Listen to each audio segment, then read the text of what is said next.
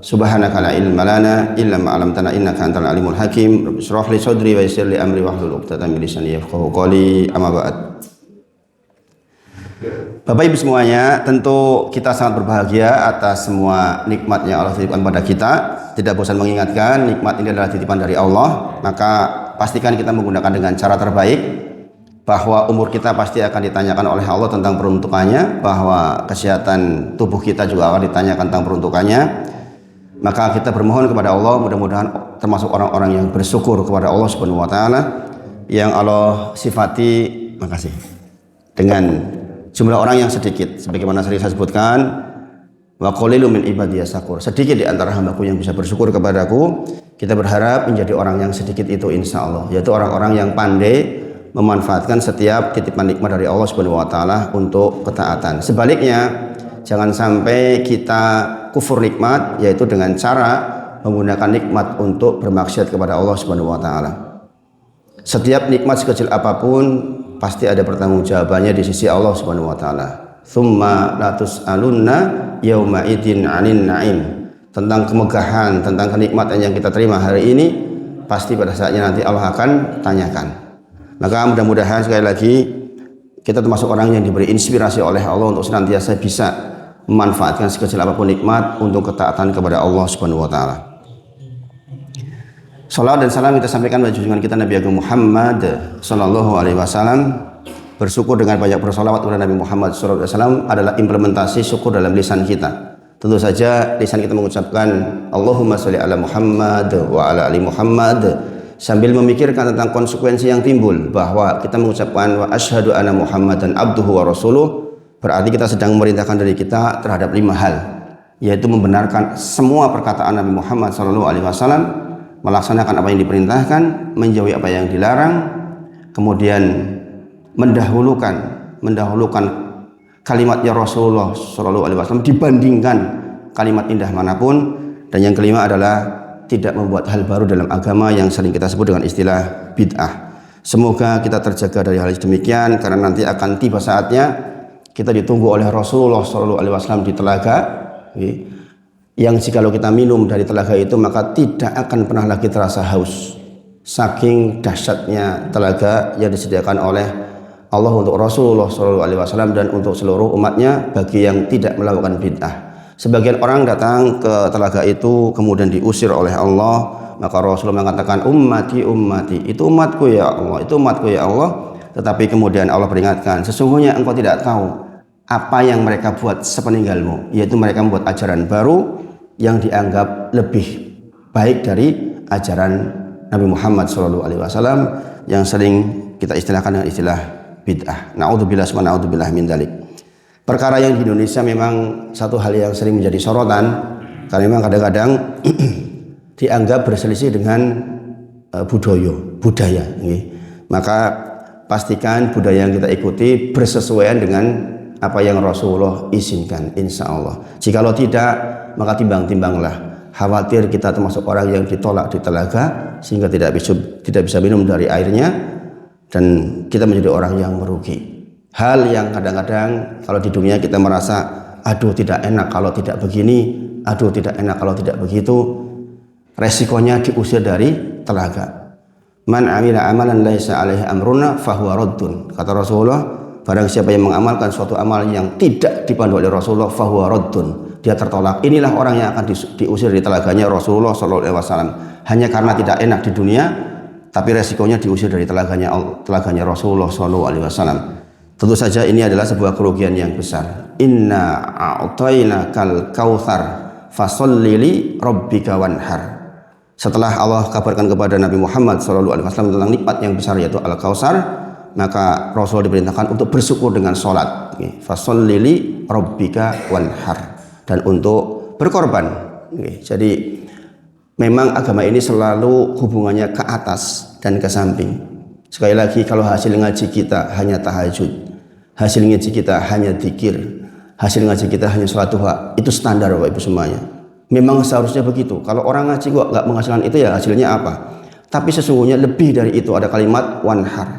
Inna a'taina kal kautsar. Setelah kenikmatan besar Al-Kautsar diberikan kepada Nabi Muhammad SAW, maka diingatkan fashollili rabbika wanhar. Maka solatlah, bentuk ibadah kita kepada Allah Subhanahu wa taala, wanhar, bentuk ibadah kita sebagai bentuk ibadah sosial, yaitu menolong antar sesama. Dan inilah kombinasi paling ampuh untuk mendapatkan surga dan kedudukan yang tinggi di sana.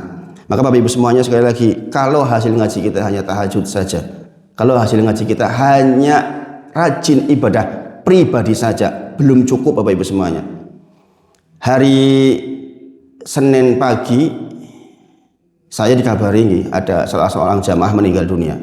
Innalillahi wa inna ilaihi rajiun. Rahimahullah rahmatan wasi'ah. Semoga Allah rahmati beliau dengan rahmatan yang sangat luas. Ini yang saya katakan grup dokter-dokter yang pesertanya paling muda saja 68 tahun.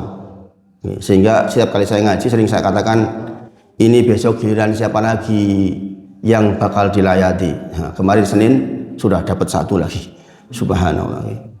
Ternyata Bapak Ibu semuanya, orang kaya raya mati Bapak Ibu semuanya. Mati. Rumahnya besar, yang datang banyak, orang penting.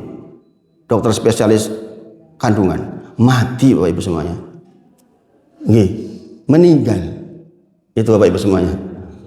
Gak ada urusan mau kaya mau apa. Pertanyaannya sekarang, atas harta yang ditinggalkan mau dikemanakan? Makanya Bapak Ibu semuanya selalu dikatakan inna a'tainakal kautsar. Ini peringatan untuk Nabi Muhammad SAW, manusia terbaik. Laqad kana lakum fi rasulillahi uswatun hasanatun, kata Allah, dilabeli sebagai manusia terbaik. Quran surah Al-Ahzab ayat 21. Ternyata diperintahkan setelah dapat nikmat besar, fashollili rabbika wanhar. Hubungan ke atas baik, hubungan ke samping baik. Saya membayangkan rumah sebesar itu, tanah sebesar itu, mungkin uangnya ratusan miliar, mungkin ditinggal Bapak Ibu semuanya, meninggal Bapak Ibu semuanya. Coba jenengan bayangkan, jenengan kan nggak akan lama lagi toh, ya nggak Bapak Ibu? Nggak akan lama lagi jenengan, udah 60 tahun, 63 tahun, nggak akan lama lagi, yakin nggak akan lama lagi. Pertanyaannya, sudahkah jenengan termasuk orang yang bersyukur terhadap nikmat Allah atas harta yang Allah titipkan kepada jenengan? Maksudnya biar dapat surga itu. Wabtaghi fima ataqallahu darul akhirah.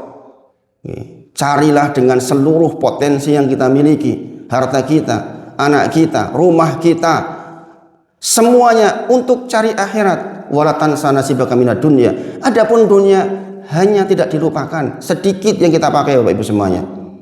Walaupun kita punya mobil 10, tetap saja yang kita pakai paling-paling 1, paling pol ganti-ganti.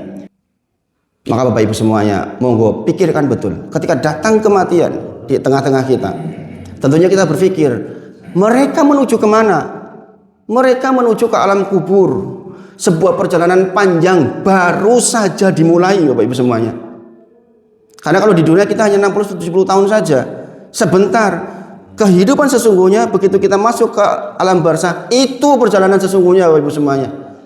Jadi akan melakukan perjalanan yang sangat panjang di alam kubur, bisa puluhan ribu tahun. Kalau kita melihat fase-fase kehidupan manusia, ini masih panjang dunia nih. Nanti akan datang Dajjal, akan datang Nabi Isa alaihissalam, akan datang berbagai macam hal. Kemudian akan datang masa di mana seluruh orang jadi Islam, akan balik lagi menjadi buruk lagi. Kemudian barulah proses kiamat besar datang. Artinya kalau kita meninggal di tahun-tahun ini, di generasi ini, kita masih lama nunggunya di alam kubur. Pertanyaannya, sudah siapkah kita termasuk orang yang masuk alam kubur? Karena di alam kubur cuma 2, nikmat atau siksa. Cuma 2 pilihannya. Kita dapat nikmat atau disiksa setiap hari. Sepanjang kita dalam kubur, pilihan kita cuma 2, disiksa atau diberi nikmat. Ini semua buah dari kegiatan kita hari ini Bapak Ibu semuanya. Makanya sering saya sarankan, kalau ini udah sepuh, pikirkan tuh, kalau jangan masih ditempeli harta, anak sudah dibagi, 1/3 wakafkan Bapak Ibu semuanya. Itu yang akan menemani jenengan. Jangan semuanya diwaris. Waris ya kalau anaknya soleh. Kalau anaknya nggak soleh, warisan hilang oleh mantunya panjenengan. Banyak ya orang yang punya anak baik, mantunya elepol. ngentek harta mertuanya banyak Bapak Ibu semuanya. Maka pastikan minimal sepertiganya dengan bawa pulang, diwakafkan untuk kegiatan-kegiatan penting dalam agama ini. Untuk tolongin tetangga, untuk tolongin teman, itu yang akan jenengan bawa pulang Bapak Ibu semuanya. Sungguh, saya kemarin terus terang pelajaran besar sekali ketika saya layat ke beliau itu, subhanallah. Orang kaya Bapak Ibu semuanya. Saya sang mikir, ini orang kaya tetap mati ini. Nggak bisa nggak mati. Kalau nyawa bisa dibeli dengan harta yang ngono, nambahlah sebulan tak bayar 1 miliar, disogok malaikatnya, bisa nggak? Nggak bisa Bapak itu, Bapak Ibu. Faida jaa ajaluha, jika telah datang waktunya kematian, nggak bisa mundur walaupun sesaat. Sesaat itu bukan detik Bapak Ibu. Sesaat bukan detik. Apa yang mereka minta? Mereka minta waktu. Hatta sampai kemudian ketika datang kematian kepada mereka, fayaqula rabbi laula akhartani ila ajalin qarib. Mereka berkata, ya Allah, tunda sebentar. Ila ajalin qarib itu sebentar, bukan sejam 2 jam, sebentar. Pengen apa? Fa asaddaqo, biar saya bisa bersedekah, wa aku minas sholihin, sehingga saya termasuk orang yang soleh. Giliran sudah ngep-ngep, orang ingat, aduh harta saya mau dikemanakan, udah ngep-ngep, jenengan belum ngep-ngep, tahu ngep-ngep nggih? Kalau udah gini, baru kalian itu dikemanakan, udah ketinggalan Bapak Ibu semuanya. Maka sebelum masa itu datang, Allah udah peringatkan, wa anfiqu mimma razaqnakum min qabli ayati ahadahumul maut fayaqula rabbi laula akhartani ila ajalin qarib fa asaddaqa wa akum minas sholihin. Quran surah Al-Munafiqun ayat 10. Di ayat 9 dikatakan apa? Ya ayyuhalladzina amanu la tulhikum amwalakum wa auladakum an dzikrillah. Jangan sampai harta kita, anak kita menjadikan kita lalai mengingat Allah Subhanahu wa taala. Wa may yaf'al dzalik, barang siapa yang nekat melakukan itu faulaika humul khasirun. Mereka orang yang rugi Bapak Ibu semuanya. Baru kemudian ayat 10-nya wa anfiqu mimma razaqnakum min qabli ayati ahadakum maut fayaqula rabbi laula akhartani ila ajalin qarib fa asaddaqa wa akum minas sholihin. Maka ini peringatan besar Bapak Ibu semuanya. Jangan sampai dengan ada peringatan kematian di masjid kemudian lewat begitu saja. Jikalau yang diumumkan sekarang orang lain, bisa jadi besok kita sedang ngantri Bapak Ibu semuanya. Dunia ini kecil sekali. Nah, di bulan Sa'ban ini kita berdoa kepada Allah, Allahumma inni, ya Allah sungguhnya aku minta kepadamu, Allahumma inni as'aluka, ya Allah saya minta kepadamu tambahan umur, atau Allahumma balighna Ramadan. Ya Allah sampaikan aku di bulan Ramadan. Minta apa itu Bapak Ibu? Minta apa Bapak Ibu? Jadi dengan Allahumma ya Allah balighna Ramadan, sampaikan saya di bulan Ramadan. Sedang minta apa itu? Minta umur sampai di bulan Ramadan. Kenapa nggih? Nggih, ada 2 riwayat nggih. Satu, Allahumma barik lana fi Rajab wa Sa'ban wa balighna Ramadan. Ya Allah berkahi kami di bulan Rajab dan Sa'ban, sampaikan kami di bulan Ramadan. Yang kedua, Allahumma ahillahu alaina bil yumni wal iman wassalamati wal islam rabbi wa rabbuka. Kedua-duanya itu doa itu lagi minta umur sampai di bulan Ramadan. Bapak Ibu semuanya, kembali ke rumus dasar. Ingat-ingat ini. Quran surah Ibrahim ayat ke-7. La in syakartum la azidanakum wa la in kafartum inna adabi lasyadid. Barang siapa, kata Allah, yang bersyukur kepada Allah atas semua nikmat yang diberikan, Allah pastikan tambah nikmatnya. Sekarang pertanyaannya, jenengan minta umur. Rumusnya apa? Yang bersyukur ditambah. Maka pastikan umur yang Allah titipkan pada jenengan untuk bersyukur. Nih subuh sudah mulai, alhamdulillah. Kita tadi bangun mengucapkan alhamdulillahilladzi ahyana ba'dama amatana wa ilaihi nusur. Setelah tadi malam roh kita dipegang oleh Allah tuh, karena kita masih punya jatah itu, maka dikembalikan kita. Kita mengucapkan alhamdulillahilladzi, segala puji bagi Allah, zat yang telah menghidupkan setelah kematian kita. Kita berjanji kepada Allah wa ilaihi nusur, dalam seharian ini kita akan berbuat baik, bersyukur atas semua nikmat Allah, dengan mengisi umur dengan amal soleh. Barang siapa yang bersyukur ditambah nikmat, mudah-mudahan dengan kita mensyukuri nikmat kita hari ini, besok kita masih hidup. Besok bersyukur lagi, mudah-mudahan besoknya masih hidup. Sampai hari-hari berlalu, datanglah bulan Ramadan. Sebuah kenikmatan yang luar biasa. Andai pun meninggallah setelah Ramadan lah. Kita berharap begitu Bapak Ibu semuanya. Karena Ramadan adalah bulan yang sangat ditunggu-tunggu oleh orang-orang yang hatinya punya iman dan kecintaannya terhadap Islam. Sekali lagi saya ulang, Ramadan adalah bulan yang ditunggu-tunggu oleh orang yang hatinya punya iman dan dia cinta betul dengan agama ini, dengan agama Islam ini. Maka dari sekarang minta waktu dan betulkan niat. Berbahagia menyambut. Itu penting. Alhamdulillah datang Ramadan. Saya bisa sedekah lebih banyak. Saya bisa sholat malam lebih banyak. Saya bisa baca Quran lebih banyak. Jangan mengatakan, wah, wis puasa meneh. Ini namanya tidak menyebut dengan bahagia. Aduh, wis ora sido, ora iso mangan awan iki. Jangan Bapak Ibu semuanya. Jangan juga alhamdulillah Ramadan datang. Dagangan pun laris. Ya boleh-boleh saja, tapi jangan mendominasi ya Pak Ibu. Ada juga yang aduh Ramadan dadi ora iso dagang. Ada yang begitu. Maka perbaiki niat. Sekali lagi, Ramadan adalah bulan yang sangat ditunggu oleh orang-orang yang hatinya punya iman dan punya kecintaan terhadap agama Islam ini. Rasulullah bersabda, "Qad ja'akum Ramadan." Telah datang Ramadan kepada kalian, syahrun mubarak. Bulan yang penuh dengan keberkahan. Tuftahu abwabul jannah, dibuka pintu surga. Wa ghuliqat abwabun niron, ditutup pintu neraka. Wa sufidatis syayatin, dibelenggu setan-setan. Maka ingat-ingat Bapak Ibu semuanya. Kalau semuanya sudah Allah fasilitasi dengan baik, dibuka pintu surga, kemudahan kita beribadah, penuh berkah, memang dorongan ibadah sangat masyhur di situ. Ditutup pintu neraka, berarti perbuatan elek niku dipersulit. Dibelenggu setan-setan. Kok jenengan teksih males niku aslinya jenengan niku. Nggih. Kita berbuat buruk itu karena apa? Dari dalam ada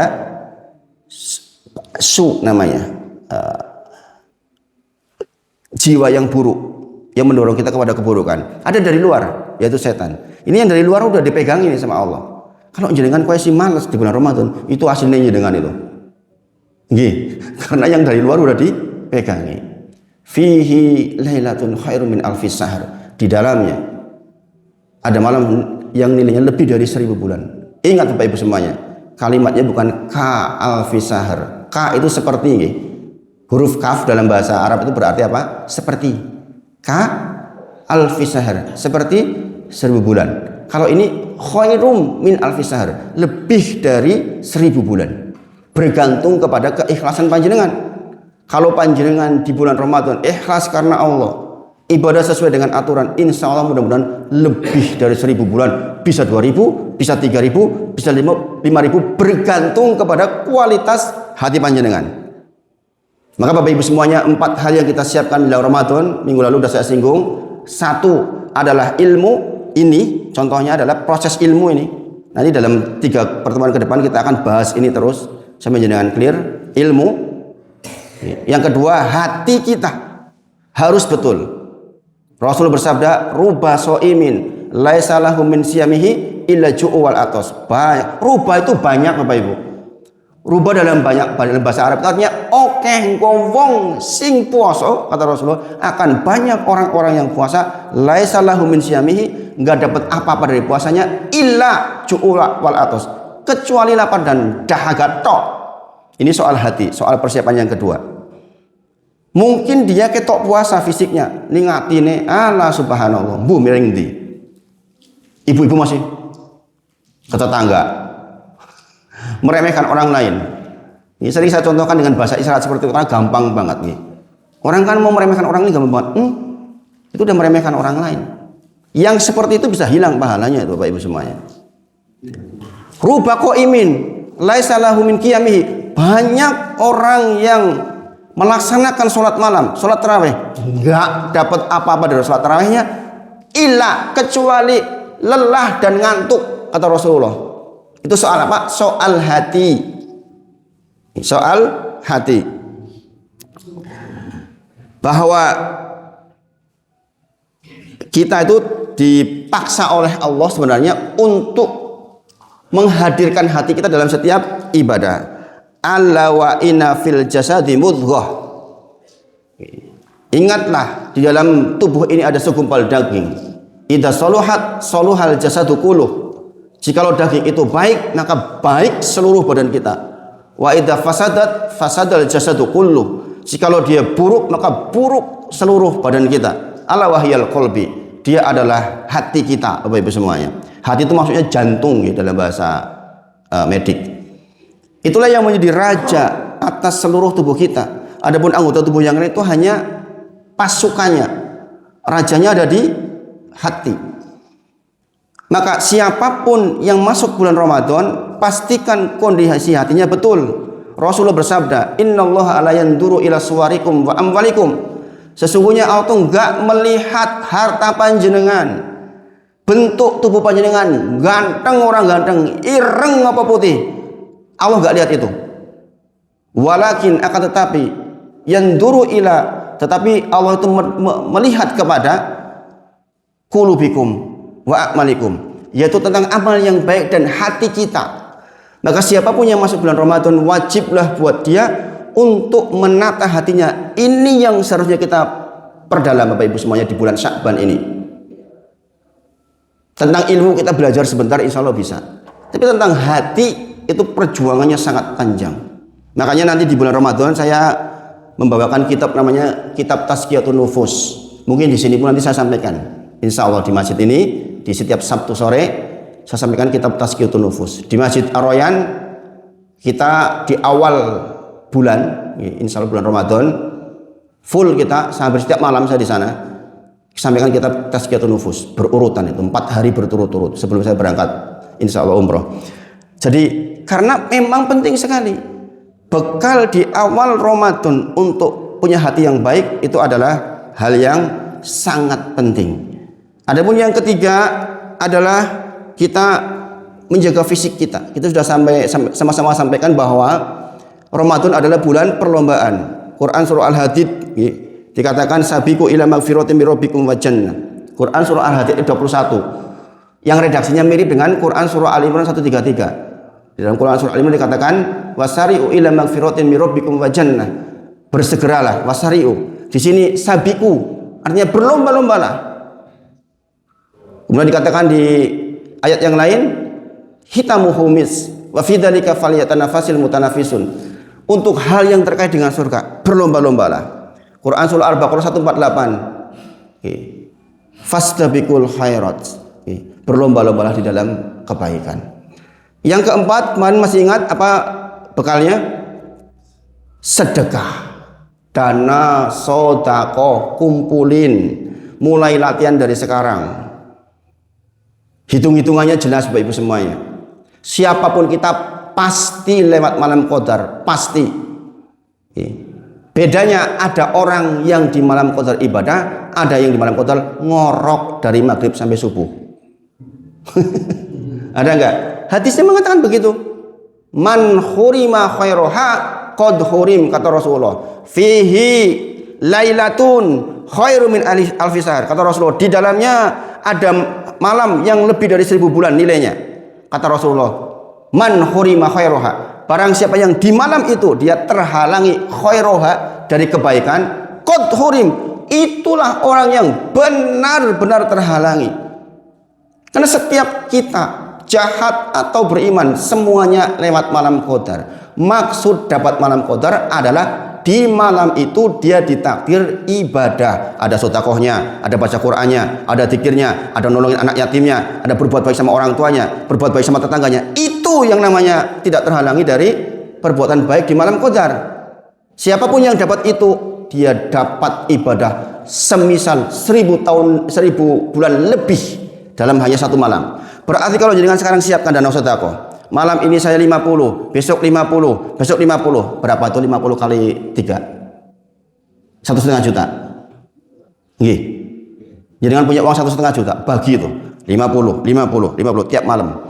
pasti ada 50 yang di malam Qadar. Ya enggak Bapak Ibu? Itulah mengapa Rasulullah sampaikan, siapkan dana sedekah.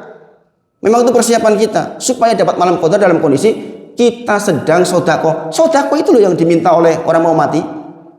Kalau jenengan sedekah 50.000 di malam itu, berarti jenengan sedekah 50.000 tiap malam sepanjang lebih dari 1000 bulan. Iso mboten niku nek tenanan abote pol-polan. Maka siapapun yang pinter pasti akan melakukan itu. Katakanlah, Ustaz, saya nggak punya 1,5 juta, 10.000. 10.000, 10.000, 10.000, 10.000. Berarti pasti ada jenengan 10.000 setiap malam selama lebih dari 1000 bulan. Salah satunya pasti dapat. Gini apa enggak Bapak Ibu? Orang jeli 10.000, 5.000, nggak punya 5.000, 2.000. Sering saya katakan pokoknya anak-anak latihan, anak pondok latihan dengan 2.000. 2.000 bagi anak pondok itu bermanfaat banget Bapak Ibu semuanya. 2.000 buat anak pondok itu bermanfaat sekali. Saya tahunya dari anak saya, orang ewe kanggo banget ya nek nang pondok. Alhamdulillah iso ganjil perut ketika susah menghafal. Makanya ada di pondok itu ya Allah. Temannya Aziza itu ada yang gak pernah dikasih sanggup orang tuanya bangkrut, kasihan. Akhirnya teman-temannya yang suka ngasih makanan, berbagi. Kasihan nih, teman-temannya jajan dia. Diem di pojok, kenapa? Gak punya uang. Banyak di pondok anak kayak gitu Bapak Ibu. Banyak nih. Makanya saya bisa ikut merasakan ketika saya proses hijrah pertama juga merasakan kayak gitu dulu nih. Sekarang ada beberapa teman yang hijrah yang anaknya di pondok. Ada mungkin 3-4 orang lah yang kalau temannya jajan diem aja mojok ke perpustakaan. Kenapa ke perpustakaan? Gak bisa jajan. Kalau makan itu kan satu nampan itu berempat. Satu nampan itu berempat gitu dibagi 4. Dia nungguin, kamu sisa enggak? Kalau sisa tak makan saya ya. Ada yang kayak gitu Pak Ibu. Kasihan gitu.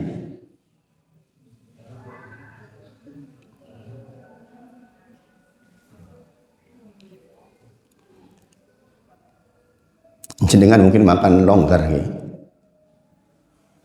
Makan jangan di rumah longgar. Ada loh Pak Ibu. Pejuang-pejuang Quran yang dia itu makan nunggu temennya. Itu satu nampan itu berempat. Kamu sisa enggak? Kalau sisa untuk aku ya. Itu seperti itu Bapak Ibu. Ke ibu dapur, Bu ada sisa makanan enggak?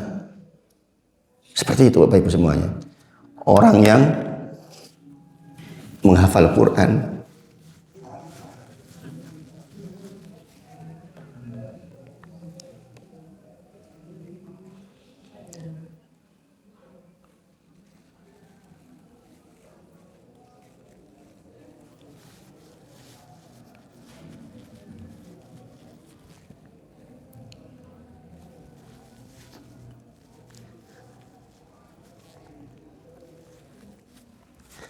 itulah Bapak Ibu semuanya kenapa Islam itu selalu ke atas dan ke samping.